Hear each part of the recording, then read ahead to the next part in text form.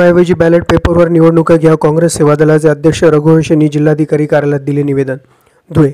EVM मशीनऐवजी ballot पेपरवर निवडणूक घ्या, काँग्रेस सेवा दल अध्यक्ष रघुवंश यांनी जिल्हाधिकारी कार्यालयात 12 ऑगस्ट मंगळवारी सायंकाळी 4:45 दरम्यान जिल्हाधिकारी भाग्यश्री विस्पुते यांना लेखी निवेदन दिलेले आहे.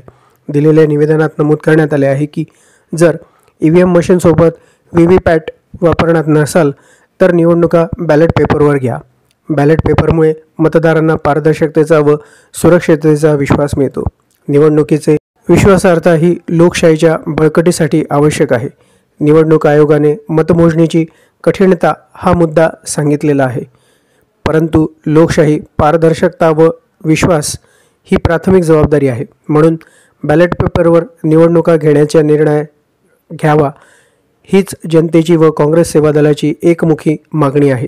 न्याय मिळावा अशी मागणी दिलेल्या निवेदनाद्वारे काँग्रेस सेवा दलाचे अध्यक्ष आलोक रघुवंशी व पदाधिकारी यांनी केले आहे. नमस्कार. धुळे जिल्हा काँग्रेस सेवा दलाच्या वतीने आज जे स्थानिक स्वराज्य संस्था यामध्ये निवडणुकीमध्ये ईव्हीएम मशीनचा वापर करण्यात येणार आहे, पण निवडणूक आयोगाने ईव्हीएम मशीन सोबत व्हीव्हीपॅट जी चिठ्ठी दिसते, लोकांना मतदान केल्यानंतर जे चिठ्ठीमध्ये मतदान दिसतं हे तांत्रिक कारणाने शक्य होणार नाही अशी भूमिका घेतलेली आहे.